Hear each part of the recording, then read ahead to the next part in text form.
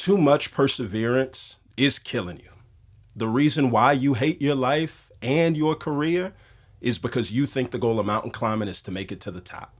All right, here's how changing your thoughts on mountain climbing could save your life and your most important relationships. All right, I came across this word picture. It is not mine. 3 years ago, when I quit the career I had for 16 years and pivoted, I came across Annie Duke's book, Quit, The Power of Knowing When to Walk Away. And she says, if you talk to the average person and you ask them, what's the goal of mountain climbing? Everybody's going to say it's to make it to the top. And that is wrong. She said the goal of mountain climbing isn't to make it to the top. The goal of mountain climbing is to make it back to the bottom alive. And most people that die mountain climbing, they die on the climb down. All right, look, there's a period in mountain climbing that's called turnaround time. And what that is regardless of how far you've gotten up, they say, yo, it is time to stop. You've got to set up camp. You got to make your way back down because you need strength to climb on the way down. And if you take the risk and your only goal is to make it to the top, then what takes place is that people will use the last bit of their strength to get up to the top, and they stand at the top and they realize Uber doesn't come up here and you can't just free fall off of the top. And if you use all of your strength to get to the top, then you don't have any strength for the climb down. And most people die on the climb down. 3 years ago, after spending 16 years as a pastor, I got to the point where I realized I think I'm done. Not because I hated people, not because I didn't like the church, although there were a few people at my church I was glad to be done with. Not because I was burnt out, but as a 38-year-old with a wife and a 5-year-old daughter, I never wanted to be the person that climbed all the way to the top of a mountain or a building and left behind an orphan and a widow. And so I felt like things were at a good place and I quit. And it was one of the best decisions I've ever made in my life. December 31st, 2020, I have to say quitting those 3 years ago changed my life. And since then, I've loved my life. I've loved the subsequent careers that I've been a part of. And I've realized that quitting is not some end. Quitting's not a last step. It's actually a first step in a better direction. And that led me to reflect on a bunch of other times in my life where I quit and it turned out for the best.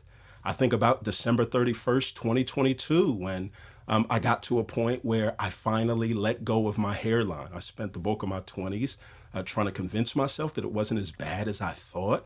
But then I found myself at a place where I looked around and I said, when it comes to folks that go bald, there's those that quit on time and there are those that quit too late. Often if you quit on time, it's going to seem like you quit too early because people are going to be shocked and they're going to say, yo, you could have rocked the low Caesar for a bit.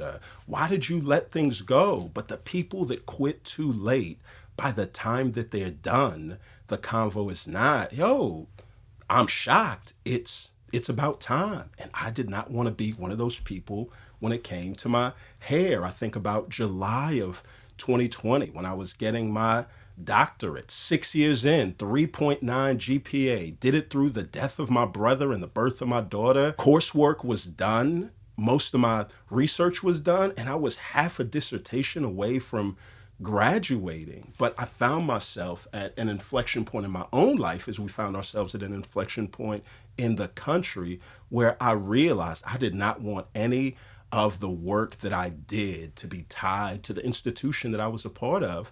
And so I quit. And again, when you quit on time with everybody else, it seems like you quit too soon. And people sit back and they say, just a little bit more. Maybe you've got a little more hairline in you. Maybe you can just write a few more words and walk across and get that degree. Maybe you could pastor for a little time. And I sat back and I thought, well, maybe I could, but maybe it's not a sustainable strategy. I realized quitting wasn't a final step. It was the first step in the right direction. So yeah, I didn't want to die on the climb down. Listen, a large part of the reason why you hate your life right now is because you have too much perseverance and you think quitting is a final thing and a bad thing and not a first and a necessary thing. Your unchecked ambition is killing you. It's not getting you the life that you want. It's only ensuring a premature funeral. So I'll say it again. The reason why you might not be as successful as you think that you should be might be you got too much perseverance. So here's the real question. Where in your life do you need to be brave enough to quit?